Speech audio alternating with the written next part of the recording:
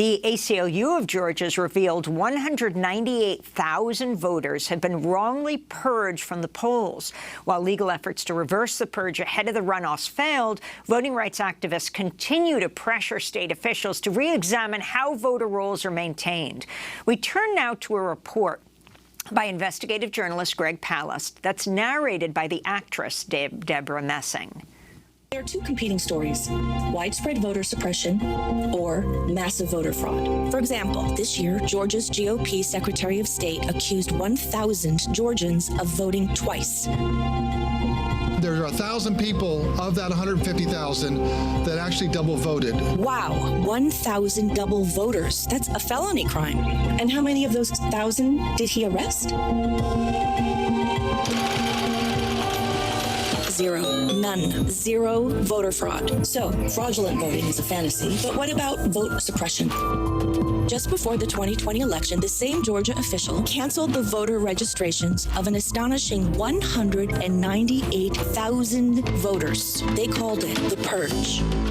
I got my hands on the big purge list. Now, how? It actually took years. Greg Palast, an investigative reporter with Rolling Stone, got suspicious about the disappearance of tens of thousands of voters from Georgia's voter rolls. Georgia told Palast that these voters had moved out of their home, left Georgia, but the purged voters told the reporter, "But I've been voting right here ever since 1968. According to the state of Georgia, they said, well, these people had moved away. So I went through the list and I started finding these voters. I've lived in this house for 20 years. And I've been living in this house 13 to 15 years. I had been purged from the voter rolls. Haven't moved, and my name was not there. So what's going on here? The state says these voters have moved, and here they were. Who knows if you've moved? The post office actually has licensees who can go into the postal computers and tell you exactly who's filled out those change of address cards. So the post office contractor gives me the official list of people who've moved and people who haven't moved. And it turns out these voters, they hadn't moved. 198,351 of them had not moved. So I took this list to the ACLU, the American Civil Liberties Union of Georgia, and they issued my report, Georgia Voter Roll Purge Errors. Is this illegal? You bet. I looked, and according to federal law, before you purge someone off the voter rolls, you have to check with the post office and their official licensee contractor. That's the law. So I get a call from the president of the National Bar Association, C.K. Hoffler. Purging from the polls is a classic sign of voter suppression. That's a classic tactic. Isn't it ironic that the people being purged from the polls, by and large, are black and brown voters? How do you explain that? Hoffler sued to return all 198,000 voters to the rolls. The suit was filed on behalf of rights groups headed by Black Voters Matter. LaTosha Brown, the co-owner of Black Voters Bus, is touring at least 12 states to spread their message of empowerment. Even the National Voter Registration Act, a simple requirement is to have a third-party licensee. That's a simple requirement that you can literally just in a matter of being able to verify that those names, those 198,000 names never would have been on the list if they had just followed the procedure. They said they moved. Did they move? They said they moved and they didn't move. There's no evidence that those 198,000 people have moved. So we know what this is. This is another form, what we believe is voter suppression. A federal judge told the state to meet with Black Voters Matter and fix the discrepancies, the massive errors in the purge list. LaTosha Brown, backed by a dream team of America's top rights lawyers, went to the state capitol to confront officials to fix those discrepancies. This purge case is just one of the many ways in which they are trying to destroy the vote. If one voter is disenfranchised, that's one voter too many. And we're coming to the new suppressing chief's office and demanding a meeting, and then we'll see him in court. So LaTosha led us on a march into the Capitol. The attorneys had told the state we were coming to meet the director of election. Now remember, this was once the heart of the Confederacy. We get to the office of the Secretary of State, and it's locked and dark, but there's a phone number taped to the door. Your call has been forwarded to an automated voice messaging system. The voting chief has disappeared. It was a cheap trick to avoid LaTosha, but she had another idea. And the Twin Towers. So we went on the hunt.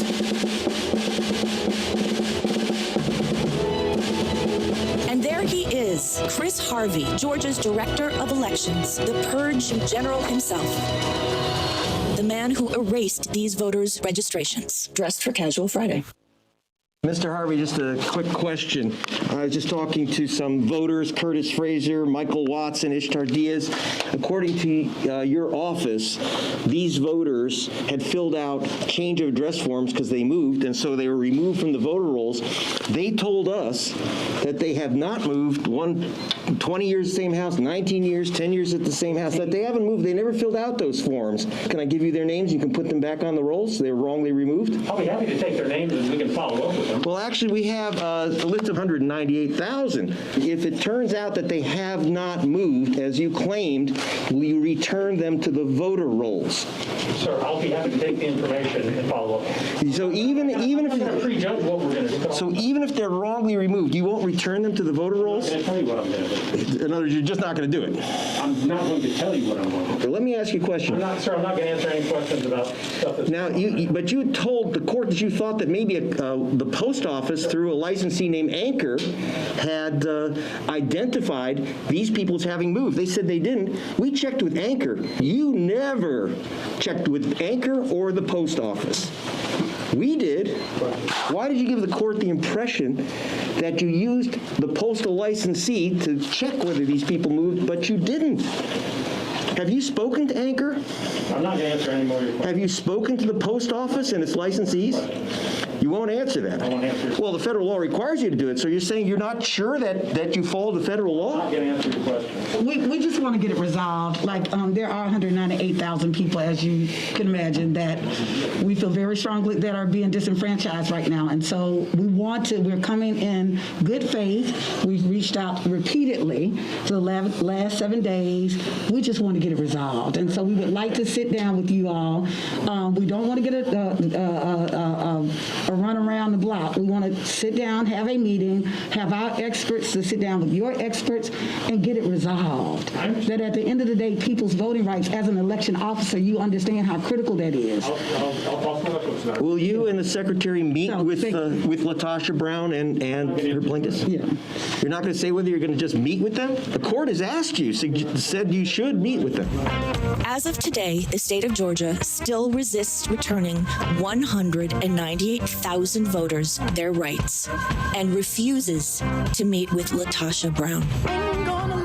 A video report by investigative reporter Greg Pallas, narrated by the actor Debra Messing. We're joined now by LaTosha Brown, the co-founder of Black Voters Matter Fund and the BVM Capacity Building Institute.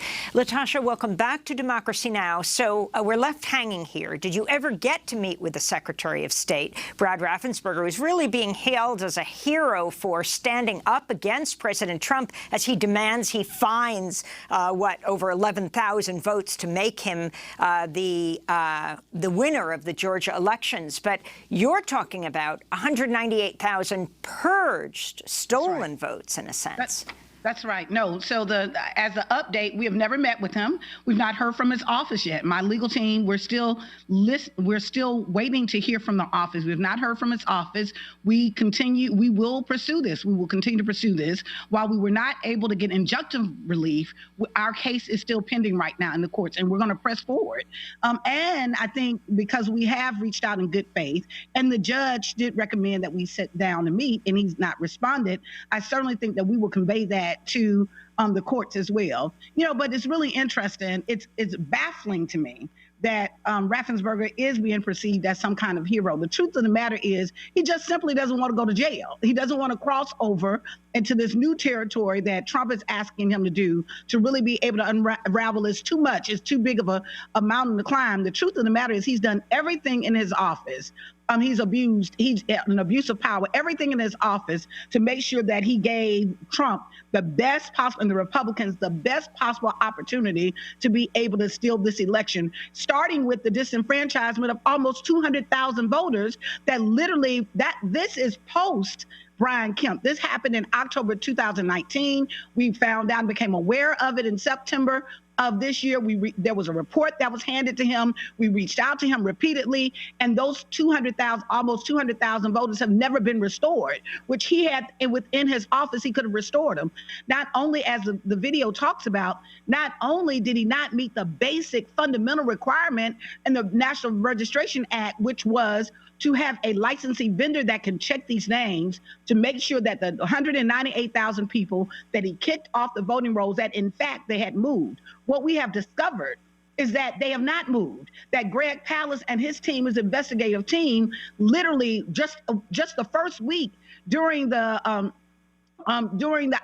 court case, 12, we would call people, and one of the voters said they've lived in their home for 27 years. They've never moved. They're not even thinking about moving. Another one said that they lived there for 18 years. The bottom line is we don't know where he got these 198,000 voters. I think it's quite interesting and coincidental that the majority of them, that many of them on that list are African-American voters. So let's be clear about what this is.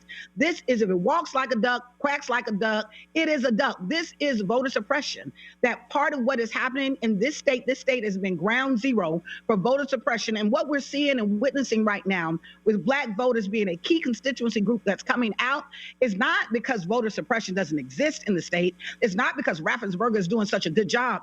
We've out-organized them.